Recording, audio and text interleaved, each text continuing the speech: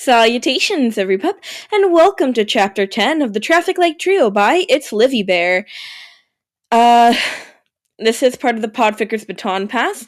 So, the person who read Chapter 9 is Plant, and the person who will be reading Chapter 11 is Pinmai. The playlist will be linked in the video if you to go find them. Anyway, with all that out of the way, let's jump on into it. Chapter 10. Yeah, I can do the sports festival now, I guess. Chapter summary. Yes, I'm still using my outline chapter titles, and it's great. Round 1 of the sports festival, and a little bit of 2. Author's notes. Shorter because I wanted to be dramatic, and in the outline, the next chapter is supposed to be the cavalry battle, so I'm making the next one the cavalry battle. Don't worry, it's gonna be gay. Also, we have a meme! And the sentence, we have a meme, is a link. I will describe it at the end. Izuku was nervous, but for a very good reason. The sports festival was finally here, and the stadium was absolutely full of people cheering and yelling.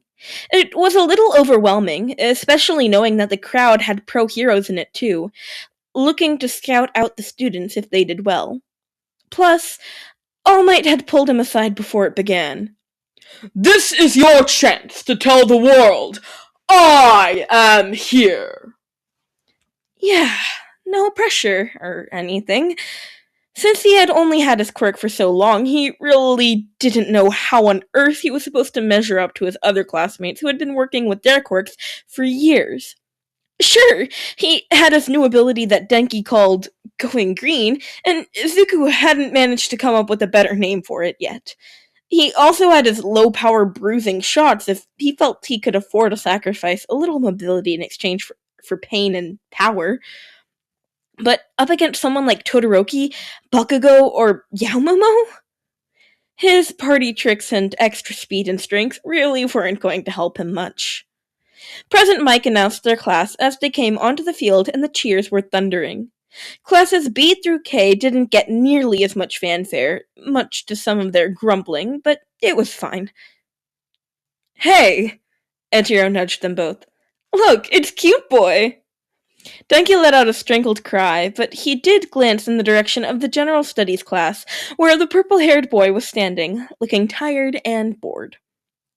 Say it a little louder, why don't you?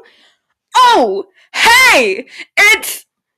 Denki jabbed him in the side with an electrically charged finger, and Ejiro didn't hearten himself in time, so he cut off with a choked laugh as he doubled over, running from the furiously red boy.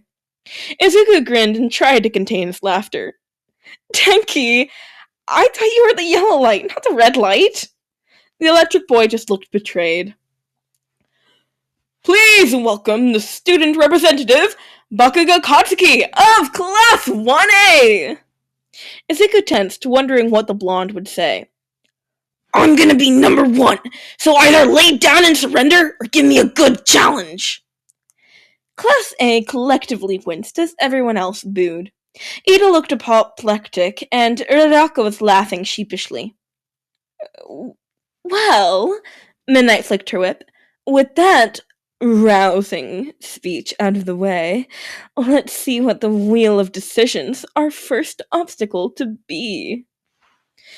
The screen beside her displayed a wheel, and Izuku didn't have time to read all of the options before it was spinning, landing and highlighting 1.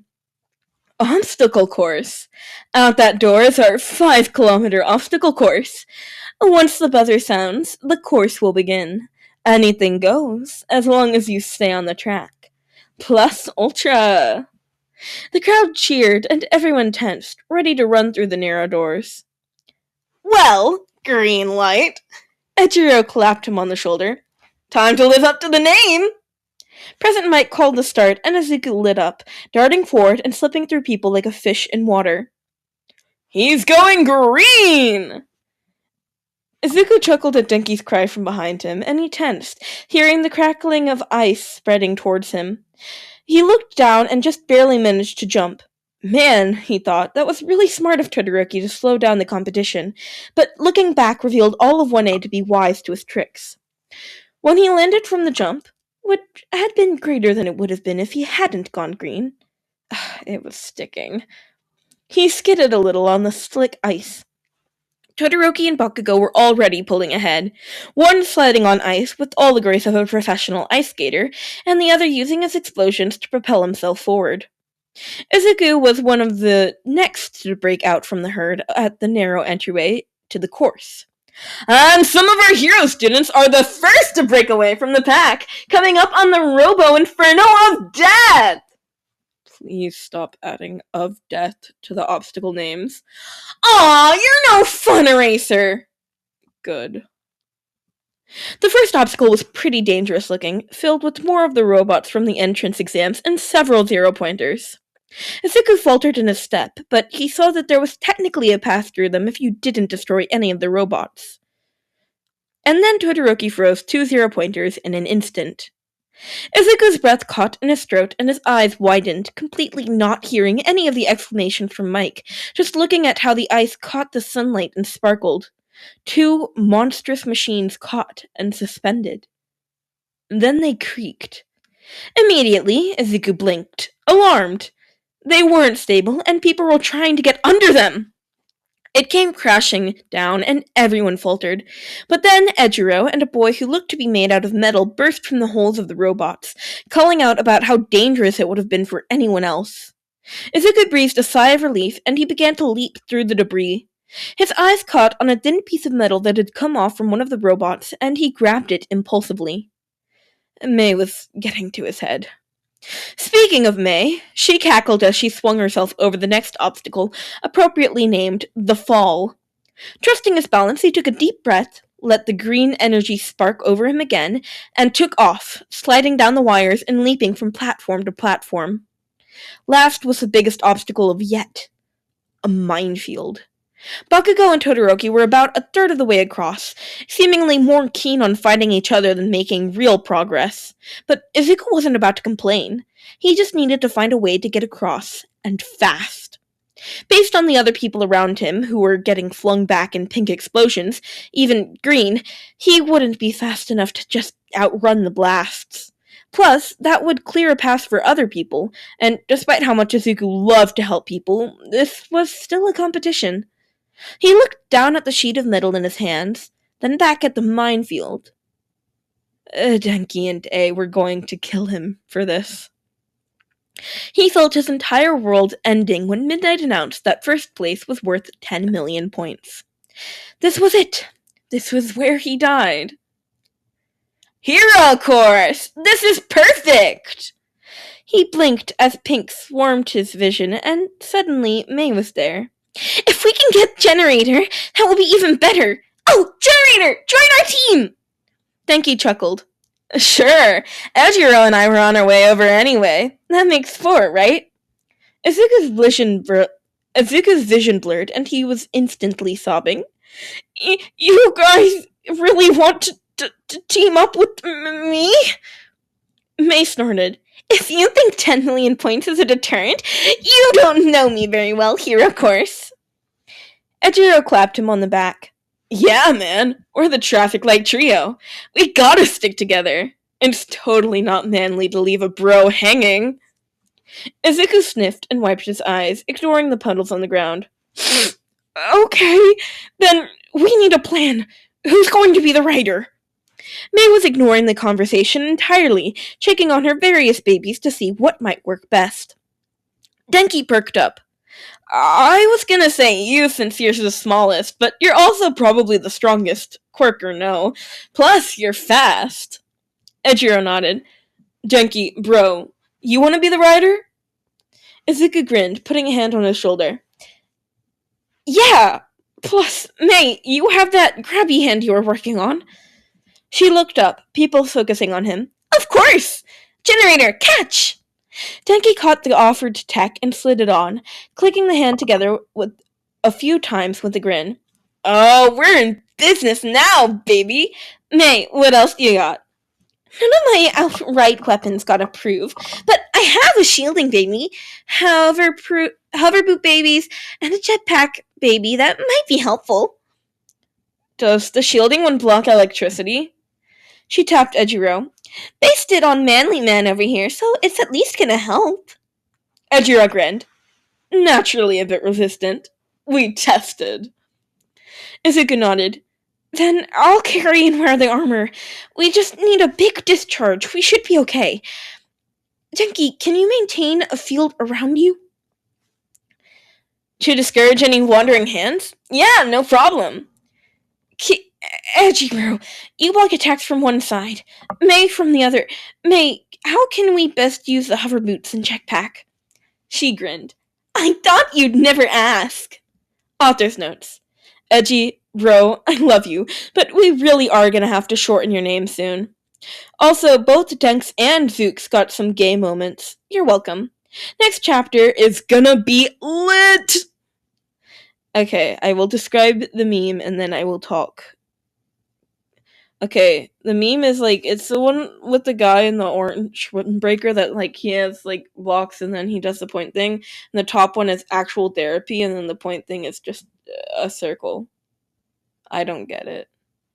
My bad. Anyway, actual talking time. So I know, I haven't posted. And I keep saying, like, literally the only thing I've been posting for, like, recently is the baton pass.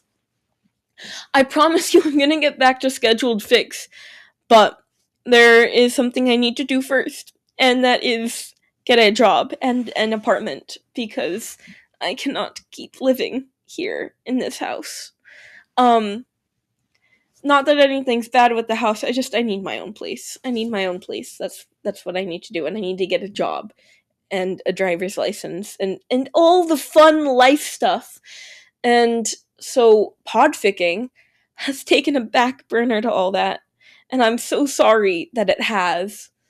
I'm still doing the Podfickers Baton Pass because it's a commitment that I made not to myself but to other people who are relying on me to get chapters out, and so that's probably going to be all that you hear from me. I mean, I might be doing a live stream tomorrow of a game with a friend because we're doing a hangout, and this friend really likes this game called Ghost Trick, and I'm going to probably live stream it. But yeah, that's what this is all about, and I'm really sorry for letting you guys down. But I hope it'll be okay. More words. I did not read the first 9 chapters of this fic, so chapter 10 I read blind, and that's because I've been busy doing other life stuff, as previously mentioned. So sorry about voices being off. I don't really have set voices for Ejiro and Kirishima. They kind of sound the same in my mind, and then I also just can't make my voice do that teenage boy sound. Or maybe I can. Maybe that's just my regular speaking voice. I don't know. I feel like I didn't change my voice well enough for them. Then there was one point where I didn't know it was May speaking, and I accidentally said her line in a mic voice. So, whatever. Anyway, all of my bullcrap out of the way. I hope you enjoyed this chapter. Please go show the original author, Itslivybear, some love, and please leave me a comment. I love reading comments. They make me so happy. Please leave me specifically hate comments, and I'll shut you out in the next chapter I do for this fic. And yeah, there wasn't a chapter before this fic that I did. Or there wasn't a chapter for this fic that I did before, so nothing to shout out. This is a mess. Okay, hope you all enjoyed. See you next time. Bye-bye, pups.